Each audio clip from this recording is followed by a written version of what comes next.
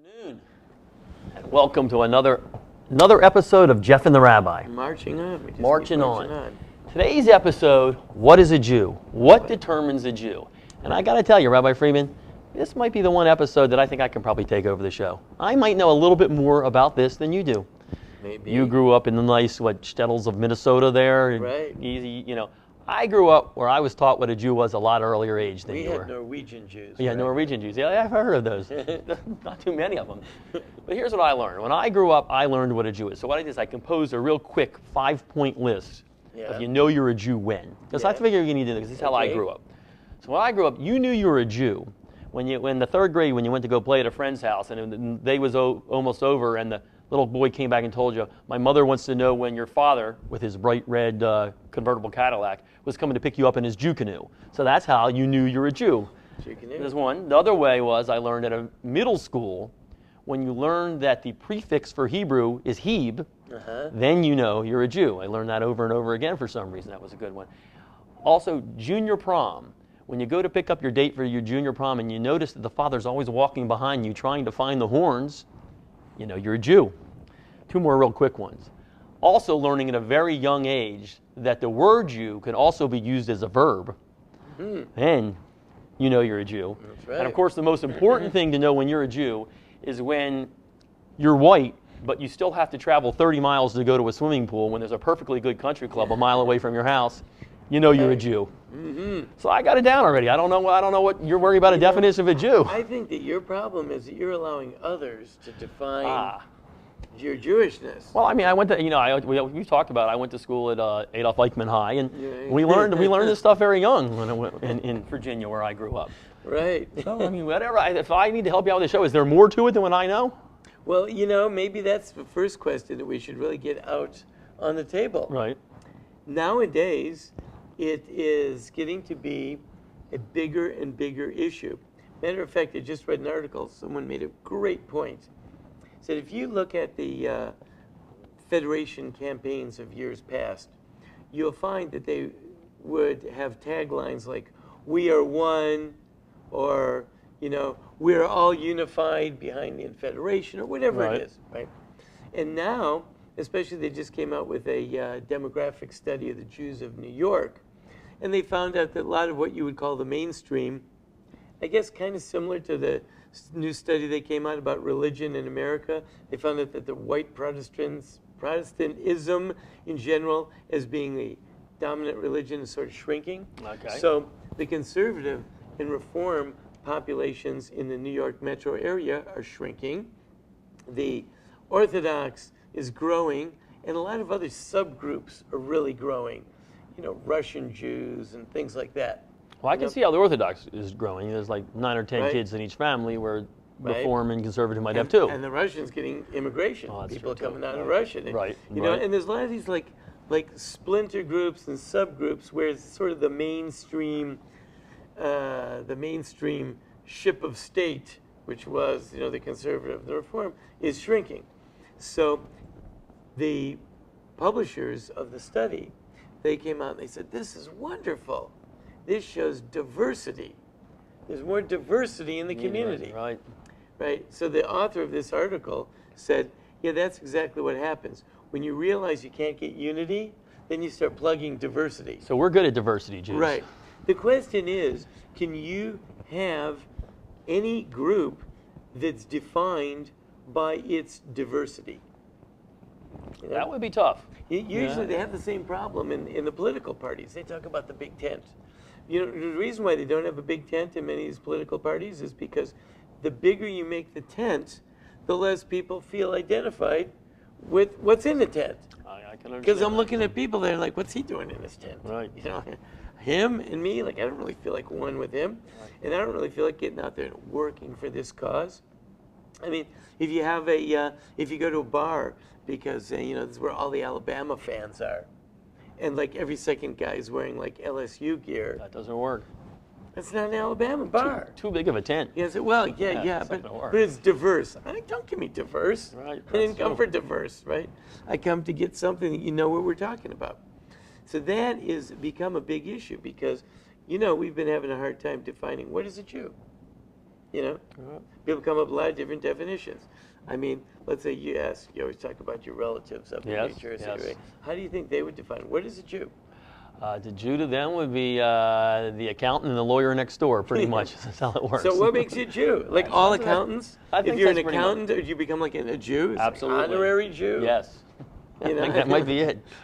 Like what is it? For them, as long as they vote for a Democrat and they live up north in the Northeast, they're a Jew. Yeah. Right. Right, you have to live in the Northeast. Well, now it turns out that Jews are moving away from the Northeast. Right. So does that mean they're not Jews anymore? That's what Okay, we do. Florida, understandably, South Florida is like the Northeast. Right. Okay, so that we all understand. But if a Jew moves to St. Louis, is he not a Jew anymore? That's a good question. You know, is it defined by? No, obviously, it can't be defined by his geography. So what else is it? Is it his ethnicity? You know, has he got to be able to DNA trace himself back? What if you don't like gefilte fish? You know, if you don't like chopped liver? You know, if you're Sephardic, are Sephardic Jews and Ashkenazic Jews, because they seem to have pretty different ethnicities. Right. They don't harken back to the same old country, which less and less people harken back to now anyway. So how about religion? Is it belief in the Torah? Well, that would be tough because we'd be limiting a lot of Jews there, I think. Really tough. And even, you know, what about your belief in, you know, your social ideas? You liberal? You conservative?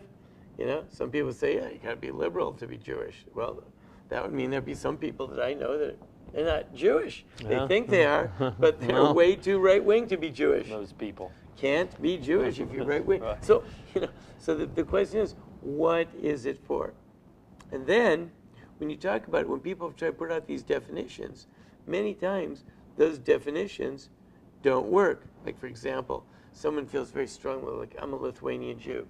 So I know someone that a lady, Holocaust survivor, was in a store, and she was talking to the sales girl, and the sales girl said to her, you know, you have an interesting accent. Where's that from? She says, well, I grew up in Lithuania. So the girl says, hey, well, I'm Lithuanian also. Like, we're both Lithuanians. Yeah, we must know our families must have known each other. Right. So this Holocaust survivor was going like, what? Like, it's true. I we mean, might have met briefly. I grew up in Lithuania, Right. and your ancestors grew up, I mean, like, no, when I say I'm Lithuanian, I didn't mean Lithuanian. I meant, like, Lithuania. Right. Well, what does that mean? Right? That's a good one. Yeah. Yeah. You know, so what is it? Now, the issue is, so a lot of people say, well, there's diversity. It's beautiful. That's what Judaism is. It's so wonderful that it can encompass so many definitions. I would contend that you cannot survive if your differences are more prominent than what keeps you together. I can understand that. Yeah. I believe there was once a president named Abraham Lincoln, and he said something to the effect of... He was a Republican, I think. Yeah, he was a Republican. Right. He said, like, a house divided cannot long stand. A house divided against itself cannot stand. Yeah, right. So, I mean, listen, you know, you have to have some type of unity. So where's the definition going to come from? Well, that's a good point. Now, just on a side note, it does seem then my non-Jewish friends back in school had a better understanding of what a Jew is than we do. We're so diverse. Right. I'm not a Jew because I don't do this. You're a Jew. You're not a Jew. We were all Jews to them. Right, and they picked we up. all on were Hebes. They picked up on the stereotypes Right, too. yeah. Well, right? How about the Jews that don't match the stereotypes? That's a problem. You know, if you don't. And then the worst one comes back to. This is what it always rolls back to, is anti-Semitism. You're a Jew if they hate you. Which is, you know, the truth is maybe it's true, but it's so difficult to establish anything positive by being the group that is defined by the fact that everyone else hates us. It does make it easy, though. Yeah, I mean, you know, if people make fun of you, does that mean you're Polish? I guess that's you know, true. I mean, what's the? I got a couple jokes. I'll tell them later after the show. Yeah. So you know, what is it? So one thing is. I mean, I'm going to offer a definition. All right. Okay. The Torah's got a definition. I knew the Torah would have a definition. I'm going to offer it. But one thing that I want to say, whether you buy my definition or not, I think it's the Torah's definition. You could disagree with me and say it's not the Torah's definition. Or you could say, I don't care what the Torah's definition is. But one thing is for sure. I think the question that I put out on the table, which is, we must have a definition to define what is the group, otherwise the group can't stand. Right? Every group has a definition, right? The Bama Boosters Club has a definition. Yep. I mean, there's certain things you are and certain things you're not. And if you're not that, you can't be in the Bama Boosters Club, and you can't be a Shriner, and you can't be a whatever it is. Right. You got to have a definition. Gotta have a definition. Parameters here. Right. So, regardless of my definition, right, I think this is really important, and you must have a definition. And when people come up with these definitions, it has to be a definition that there can be a consensus on, and otherwise, what you're going to have to say is that there's just a bunch of different groups.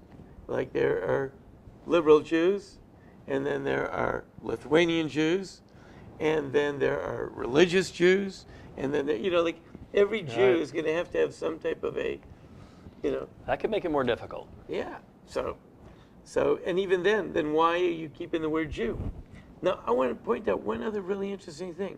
So many people eschew the definition religious. And yet, those people are usually very, very embracing of converts. Okay, right, all right. Now, let's think about conversion for just a minute. Okay. How do you convert to be a Jew? So if Jews are some of those definitions. Hebes, horns, all those right. things. Right. So then, in order to convert, you'd have to buy a Cadillac. Yeah. You'd have to become an accountant. Yeah. You'd have to be, Definitely can't shop retail. You can't shop retail.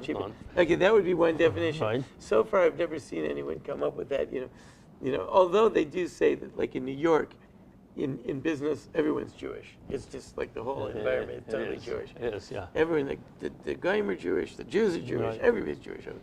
Okay, but the only way that anyone has ever come up with a manner of converting to be Jewish is through a religious format of conversion.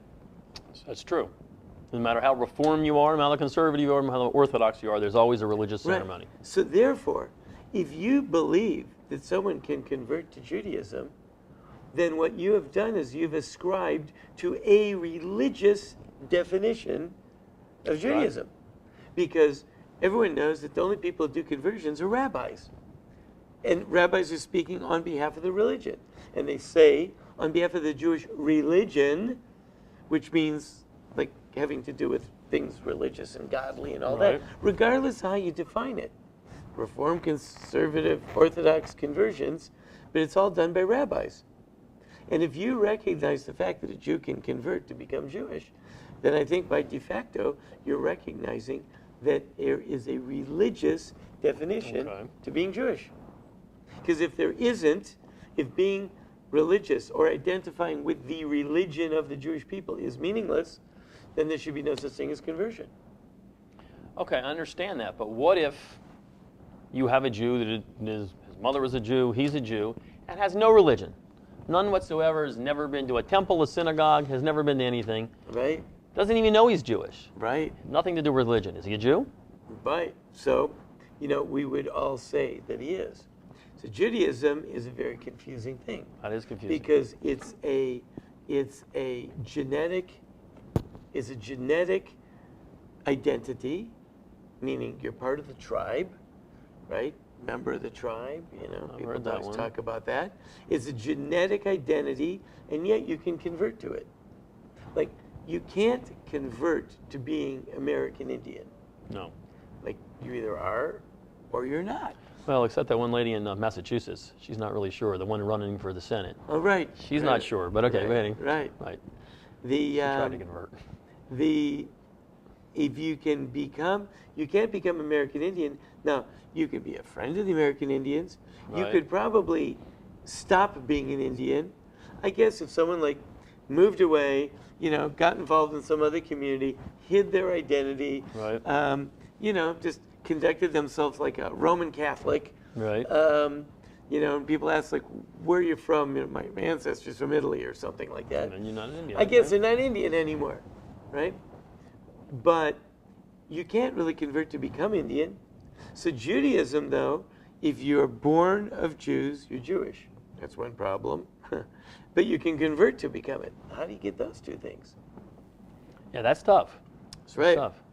So, enter Abraham. Enter our Lincoln, man Abraham. original Abraham. Original Abraham. Right. Right. Right. Original Abraham, even before the president Abraham Okay. Lincoln. Okay. Abraham. Abram, who becomes Abraham. Right? Going Right. all the way back to the Torah. Okay? So God and Abraham have this special relationship. Right. Abraham sort of discovers God. God sends Abraham on his mission. And then we hear an interesting thing.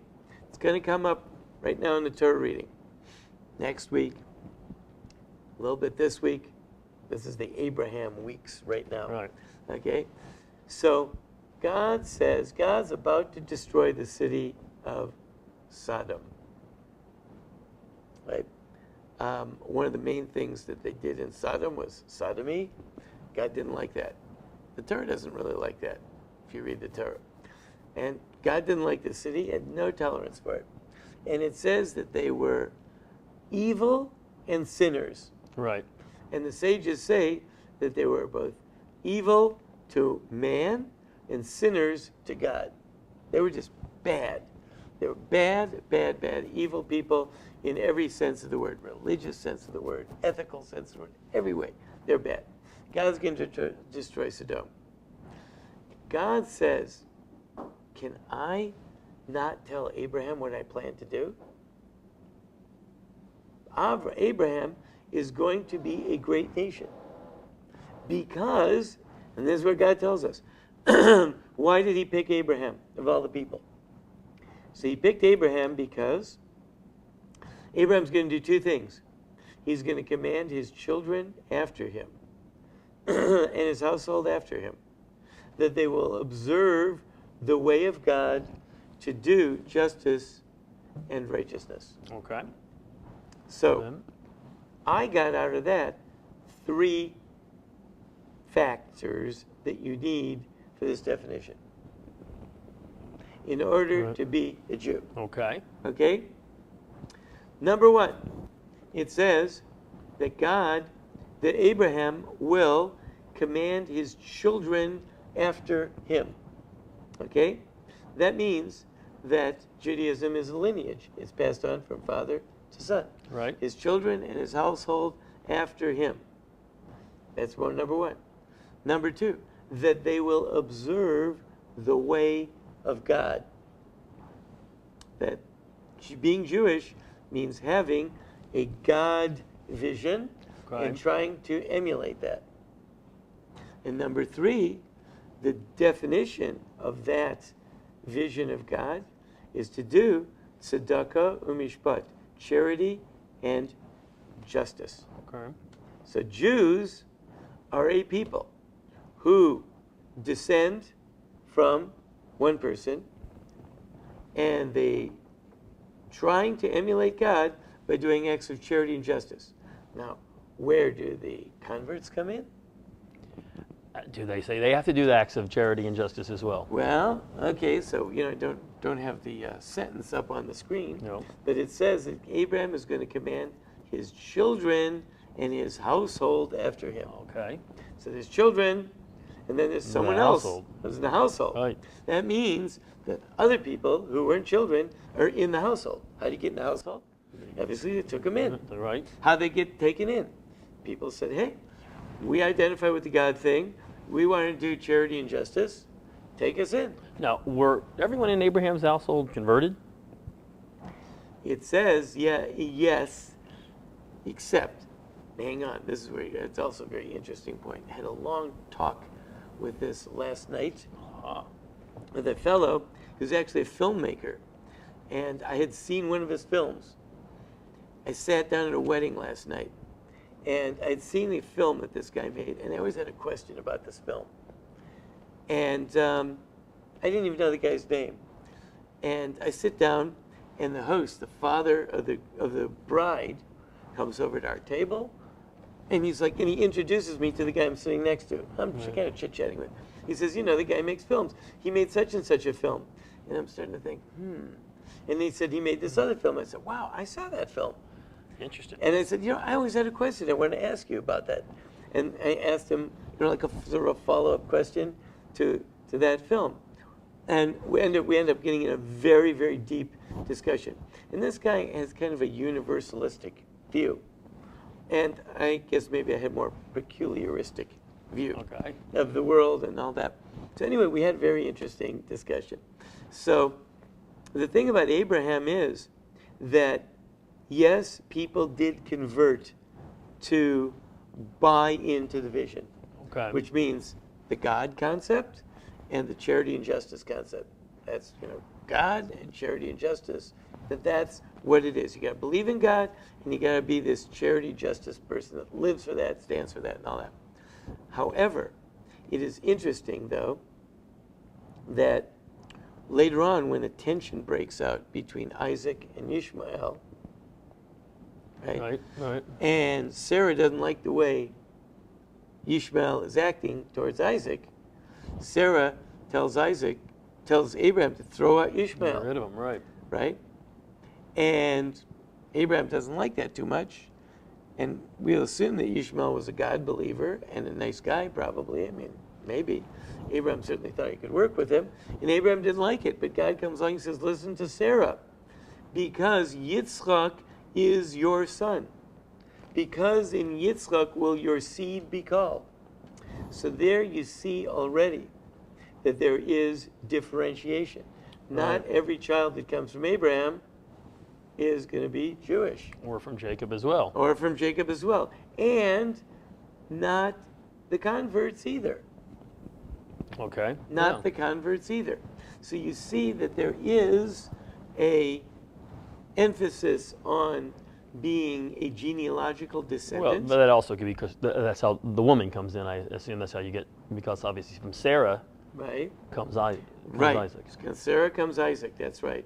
There is a certain genealogy that is brought into the world that's established by Abraham and Sarah, and that gives us a certain Jews, a certain quality that's passed on and passed on and passed on. But still, if you are a descendant of that, it's got to be more than that. There has to be at least the three factors that I say, but certainly more factors. There has to be more factors, because we know that there's such a thing as conversion, so it can't just be genealogy. Right. And we also know that there has to be a mode of conduct that is universal, because you can't have the guy in the Bama Booster Club that's cheering for LSU. It doesn't work that way. You can't. But you can have the Jew that's not acting what you would say like a typical Jew. And you have a Jew that's cheering for the other side. You can have a Jew that doesn't believe in the Torah. You can have a Jew that doesn't believe in righteousness. So, I'm here to offer that you can't. You can't, That you can't. Now, what does that mean you can't? You'll see many, many times in the Torah, it says, love your fellow as yourself. Right. Or don't see your fellow's donkey collapsing under its load and not help him. Right. Or return the lost object to your brother. Many, many, many mitzvahs in the Torah. Right. Talk about your brother, your fellow, your kinsman. Mm-hmm. You see from there, and the rabbis say this in the Talmud, if your brother is not acting like a brother, he's not acting like a kinsman, then he's not your brother, and you don't have to treat him like one. I didn't realize that. Okay. You do not have to treat him like one. And what does that mean? As far as acting like your brother. To me, this is my personal definition. The Torah has a definition which means he's observing like you're observing. But I would say it even more basic, more elementary. My brother looks out for me. I look out for my brother. my brother's interests are really number one. I got to feel that I got to take care of my brother. I've got to stick up for my brother, and he'll stick up for me. That's where you know that if it's my brother against someone else, I'm going with my brother. I'm not supporting the guy that's not my brother. Got to, because he's my brother. And if he's not going to stick up for me and not going to ultimately look for his basic interests are not identified with me, I'm not identified with him. So you're pretty much looking at Judaism as a tribal type thing. They're in my tribe, they got to take care of me. Or religious. Now, you're not talking about religion, you're talking about tribal right now. Right, it is tribal. And if Jews, one of the things about Jews is the Jews feel that there's something particular about Jews. Now, if someone's number one cause is some universal cause, human trafficking. Human trafficking is a horrible, horrible thing. And many Jews are against human trafficking, as I think probably all Jews should be against human trafficking. Yeah. Right? But that doesn't define your Jewishness. And if you want to be against human trafficking, you can find many people who are non-Jews who are also against human trafficking. You can make common cause with them and fight human trafficking. That doesn't make all the people that are against human trafficking Jews. And it certainly doesn't make a Jew who's against human trafficking a non-Jew.